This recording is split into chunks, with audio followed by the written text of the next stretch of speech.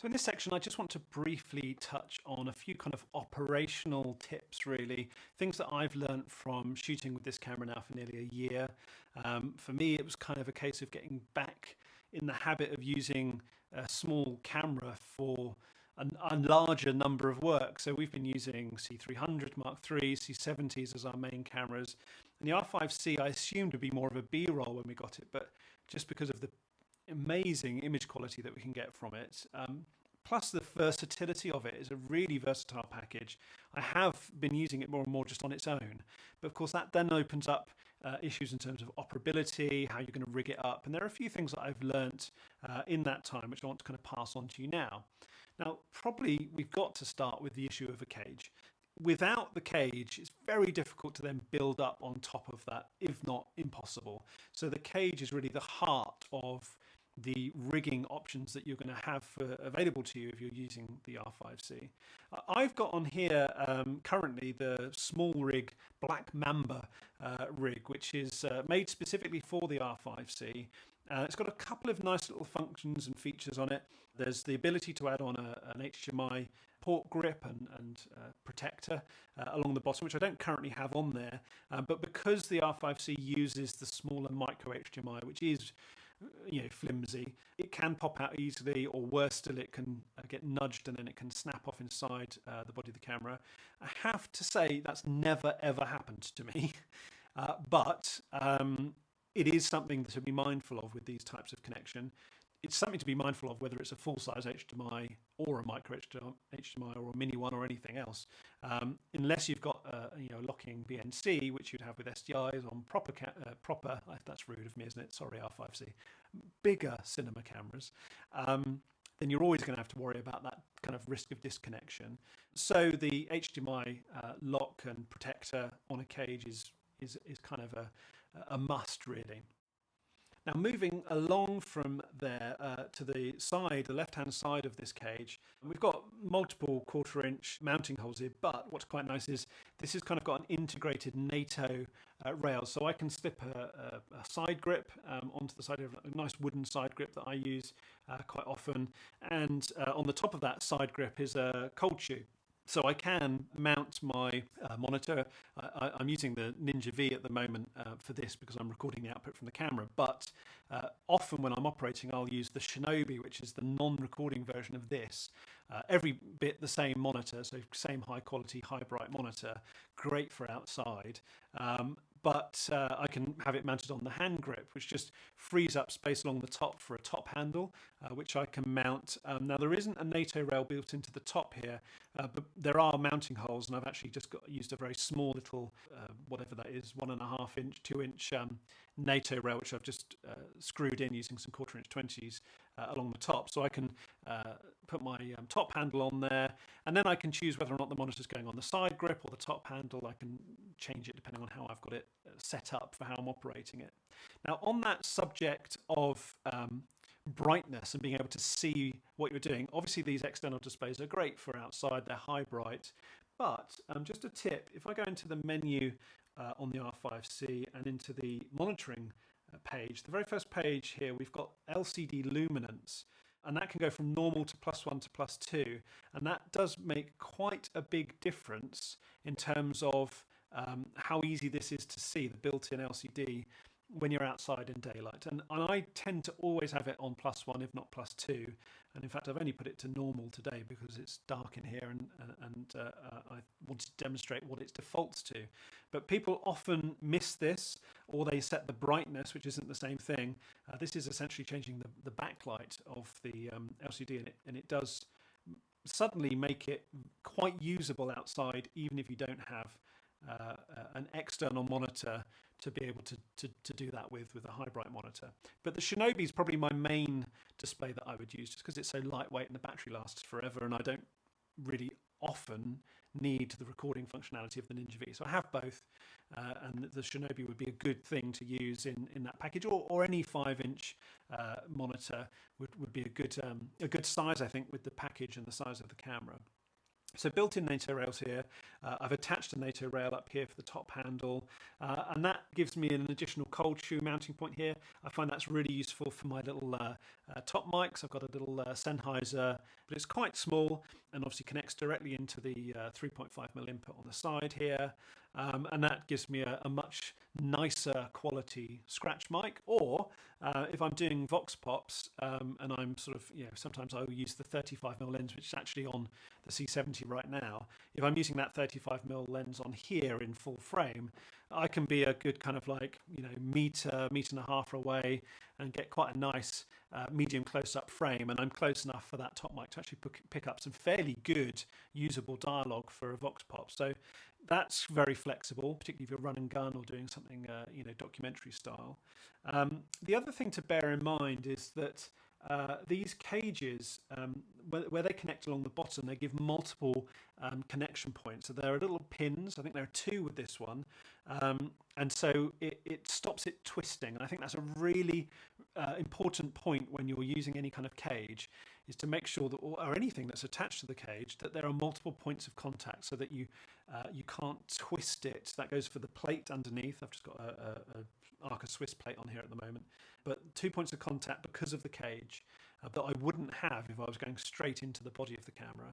And the cage itself has multiple points of contact where it can lock in and not twist on the body itself. And that's a really important thing that you have to remember. Now, if we think about the other side of the cage, what we have around this side is more mounting points. I have in the past put another one of these little NATO rails on here, and in terms of powering the camera, I've used a sort of a micro, Anton Bauer make these, a little micro V-lock plate, which is only a tiny size, very lightweight, and I can mount it onto the side using a little NATO rail adapter. And then I can use their micro Titan V-lock batteries to power the camera, and that's really useful because they do a small little 45 watt hour, which is a great size to partner with this camera. I can use the Anton Bauer D-Lock to USB cable to plug it in, or a dummy LP6, and it enables me to run obviously the camera for a much longer time, unlock additional frame rates with the RAW settings, and creates it's bulky compared to not having it, but it adds flexibility. Of course, the other thing I could do is I could build up on the base here a proper rail mounting system. So we can use 15mm rods, and then I could have 15mm rods extending out the back and have a bigger V-lock plate on there if I want to have it more of a studio mounted, tripod mounted setup. But I've got sort of flexibility to do all of that because of the cage within it. I would love to see Bright Tangerine do a cage, because I also use their left field cage system with the C70. So if I had a matching system between the two, I could reuse the base plate and the 15mm titanium rods, and the whole system could be switched back and forth between them. But at the moment, I'm just using the Black Mamba Small HD cage, which is very good value for money and does the job. Now, if we think more about how the cage and certainly if we're using rods can facilitate additional lens options, then we can start to think about obviously lens supports, or just bigger lenses and manual lenses. So cinema lenses with 0.8 pitch gears. We can start to think about mounting follow focuses. The Canon Cine E primes work obviously perfectly with the RF mount. You just need to use the adapter. I'll talk more about those adapters in a second. But if I'm using that with rods, then I can use a follow focus with that. I can then mount on either a swing away or a clip-on matte box. So I could use like the Bright Tangerine Misfit clip-on matte box, for example, with the 117mm diameter of the Canon Cine CNE lenses, and I can directly mount that to the lens, or I can get a swing away solution with the rails on the bottom. So I can start to kind of rig this up as a proper cinema setup, which, given the 8K RAW and the image fidelity that we're getting from this camera, I think partners very nicely actually with cinema lenses, particularly the 8K RAW with something like the Sumire lenses, which wide open just create a slightly nicer, less digital look to them, but partnered with the 8K resolution gives a kind of like a killer combination. I'd love to do some narrative. I've never shot narrative in my life. It's not something that I do, but that's the kind of combination that I think if I did, I would use. In terms of those adapters, because we're using the RF mount with the R5C as we do with the C70, that gives us a lot of flexibility in terms of lens choices, and it also gives us flexibility in terms of additional functionality. So with the RF to EF adapters that Canon make, we have, well, for the C70 we have the 0.71 sort of speed booster adapter, which gives us an extra stop and a wider field of view, which is a fantastic adapter. That wouldn't obviously work with the R5C, but is one of the adapters that I own. But we can use things like the Vari ND RF to EF adapter. That's particularly relevant to this camera because it doesn't have built-in NDs. So that would give us the ability to actually keep the lens mount the same, but as we change lenses, we don't have to worry about changing Vari NDs, which of course with the Freewell ones, I do have to do. I have to unscrew them. I have to have two as well. So this is 82mm for the 24-70, but I've also got a 77mm for all the other lenses I have. Whereas if I was using EF lenses, which up until very recently I could use the RF to EF adapter with the built-in Vari ND, and it doesn't matter which lenses I swap out, that just stays in place, and I've always got that little, that's a very odd maneuver, isn't it? I'm thinking of operating it as a tiny little thumb wheel that you can adjust the built-in drop-in ND filter on it, which is really, really flexible. You can also get ones that have built-in control rings on them. So if you like this control ring functionality that I demonstrated with this RF lens, but you had an EF lens, you could still use that by using the control ring RF to EF adapter, which is kind of cool. It just obviously means the control ring is at the back rather than the front. And you can also just get the straight, regular RF to EF adapters with no bells or whistles on them, which will just adapt any EF lens to work with the R5C, including the EF Cine lenses, whether they're Canons or anyone else's.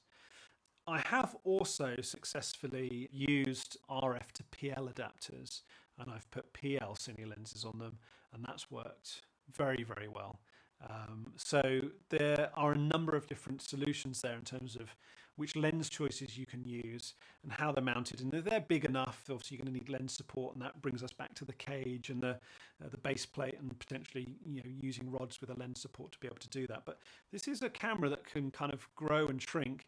There's also the possibility of adding proper XLR inputs to this camera, and you can do that using at the moment it's only Tascam, but I'm sure others will follow the Tascam XLR module, which goes onto the intelligent shoe. So this isn't a sort of a normal hop shoe on the top here. It's actually an intelligent shoe. So it's a multifunction shoe that Canon call it, and it enables communication with new kind of generation of devices. The most exciting of which is for me Tascam's XLR audio module, which sits on top and gives you professional XLR inputs into the camera that the camera understands, and then opens up all of the audio options that if I show you the audio options at the moment, nothing. I can set my headphone volume. The reason for that is because I don't have anything plugged into the 3.5mm mic plug on the side of the camera, but if I had the Tascam adapter on here, you would see a lot more control over what you could record, recording levels for different channels. You have up to 4 channels of audio if you're recording into XFAVC. That gives you the maximum levels of channels that you can use. So it does make quite a big difference having that adapter. I don't have that adapter. I did briefly have it when I first got the R5C and I was testing it for Canon, and so I have used it and it is fantastic. The only downside of it really is that it does draw additional power from the body, so your additional frame rates and things that you might get, you may lose, or at the very least you're going to find that your battery is going to drain a lot quicker. So it is something to be mindful of if you're using any of the smart accessories, because they're all going to be drawing power through that multi-accessory shoe on the top. Another big operator tip for the R5C is taking advantage of the touchscreen menus. The touchscreen menus allow you to interact with quite core functionality of the camera whilst you're shooting, and they can, particularly if you're shooting handheld, be a very quick way of adjusting settings in the camera without having to go through the main menus. So we have basic things like our exposure triangle, but we also have a lot of assistance tools, our waveform monitor, our false color, our peaking, view assist. These can all be turned on and off directly through the on-screen touch menus. And you can also tap in the top left corner and you can get access to things like your recording codec and frame rate and frame size. You can set up your second card recording functions.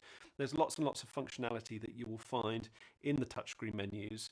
You can even set it so that you can trigger record directly from the touch interface on the menu, so you can tap at the top, in the middle, and you can go from standby to record mode.